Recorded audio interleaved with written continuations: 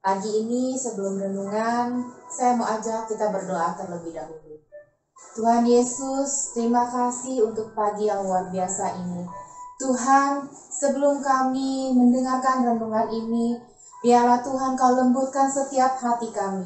Kau ambil alih setiap pikiran kami Tuhan. Biarlah Kau yang menguasai kami Tuhan pagi ini, membukakan hidup kami, pintu hati kami selebar-lebarnya. Kami juga mau terima Tuhan setiap firman yang masuk, setiap renungan yang diucapkan ya Bapa.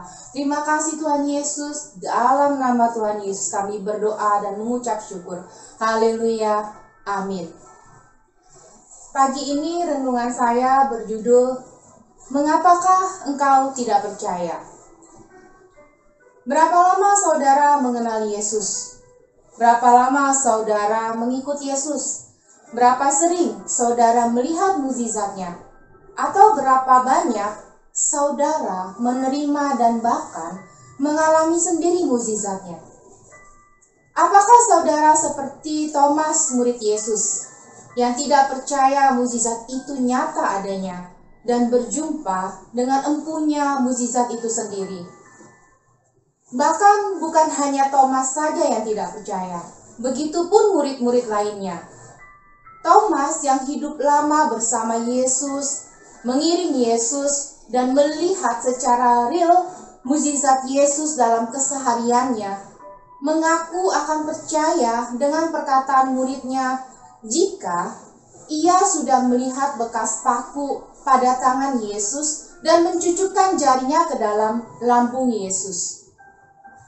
Ketika Maria Magdalena, Yohana, Maria ibu Yakobus dan perempuan-perempuan lain memberitahu bahwa kubur kosong dan Yesus sudah bangkit, semua murid tidak percaya perkataan para perempuan tersebut dan dianggapnya omong kosong.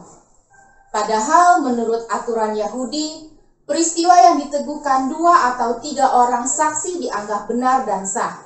Ayatnya ada di Ulangan 17 ayat 6. Demikian juga saat Yesus menampakkan diri kepada mereka. Murid-murid ketakutan semua karena mereka menyangka mereka melihat hantu. Lukas 24 ayat 36 sampai 37. Dan sementara mereka bercakap-cakap tentang hal-hal itu, Yesus tiba-tiba berdiri di tengah-tengah mereka dan berkata kepada mereka, "Damai sejahtera bagi kamu." Mereka terkejut dan takut dan menyangka bahwa mereka melihat hantu.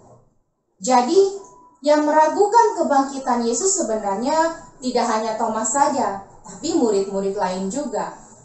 Bedanya adalah Thomas di sini tingkat ketidakpercayaannya lebih parah daripada murid-murid lainnya. Kejadian ini kerap kali menimpa hidup kita, saudara. Ketika kita melihat mukjizat yang terpampang nyata, kita gampang terkejut dan mungkin dari mulut kita akan berkata, "Kok bisa ya hal itu terjadi sama kamu? Kok aneh ya? Kok Tuhan bisa ya? Nggak mungkin. Kenapa ya?"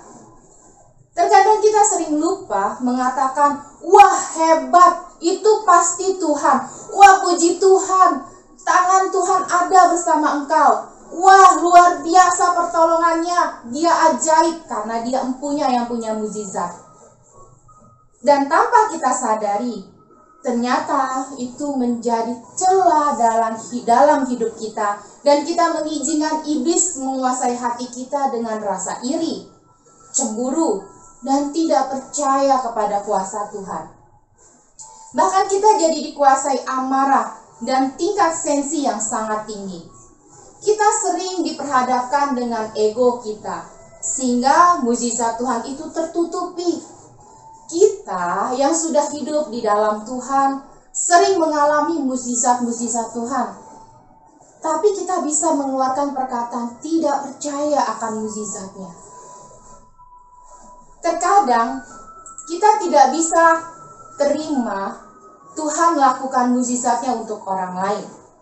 Kita hanya melihat mukjizat Tuhan terjadi pada saya, pada diri kita sendiri. Di Lukas 24 ayat 38, Akan tetapi ia berkata kepada mereka, "Mengapa kamu terkejut? Dan apa sebabnya timbul keraguan-raguan di dalam hatimu?" Yohanes 20 ayat 27. Kemudian ia berkata kepada Thomas, "Taruhlah jarimu di sini, dan lihatlah tanganku, dan ulurkanlah tanganmu dan cucukkan ke dalam lambungku, dan jangan engkau tidak percaya lagi, melainkan percayalah." Ayat 29 berkata, kata Yesus kepadanya, "Karena engkau telah melihat aku, maka engkau percaya. Berbahagialah mereka yang tidak melihat namun percaya." Pujilah kebesaran Dia, saudara-saudara.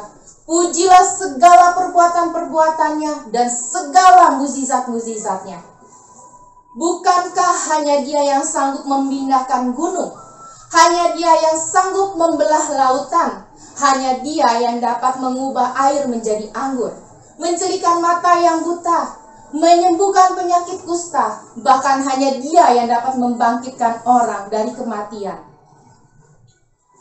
Saat ini, apapun persoalan saudara, Tuhan katakan, "Pujilah aku." Maleakhi 3 ayat 10b, "Supaya ada persediaan makan di rumahku, dan pujilah aku." Firman Tuhan semesta alam, "Apakah aku tidak membukakan bagimu tingkap-tingkap langit dan mencurahkan berkat kepadamu sampai berkelimpahan?" Jangan lagi ragu akan segala kemahadahsyatan Tuhan. Jangan lagi berkata, "Bagaimana mungkin? Kok bisa ya?" Atau kata-kata keraguan-raguan lainnya yang timbul di dalam hati saudara. Saudara, renungan saya selesai sampai di sini. Mari saya mau ajak saudara berdoa pagi ini. Tuhan Yesus, Engkau Allah yang maha mengetahui. Engkau Allah yang menyelidiki setiap hati kami. Tuhan, pagi ini kembali ya Tuhan, hamba mewakili segala sesuatu yang ada di dalam hati kami. Kami minta ampun Tuhan di hadapan Engkau. Ampuni segala ketidakpercayaan kami. Ampuni segala rasa takut kami Tuhan. Ampuni Tuhan kalau terkadang kami sering tidak melihat dan kami tidak percaya. Tuhan, kami lupa kalau Engkau lebih besar daripada gunung-gunung permasalahan kami. Kami lupa Tuhan kalau tangan-Mu yang penuh dengan kedahsyatan dapat melakukan segala sesuatu. Tuhan, Kau Allah yang berkuasa, bahkan Kau yang menguasai tubuh, jiwa, dan roh kami. Tuhan Yesus, pagi ini, apapun pergumulan setiap pribadi yang mendengarkan renungan ini, biarlah Tuhan, Engkau hadir, Engkau menjawab setiap pergumulan-pergumulan mereka ya Tuhan. Engkau yang menjadi Allah yang luar biasa. Engkau yang membela setiap pergumulan-pergumulan mereka. Dan Engkau membukakan jalan keluar bagi pergumulan mereka. Terima kasih Tuhan. Hamba sudah berdoa dan mengucap syukur. Haleluya. Amin. Di Mazmur 150 ayat 2. Pujilah Dia karena segala keperkasaannya. Pujilah Dia sesuai dengan kebesarannya yang hebat. Tuhan Yesus memberkati.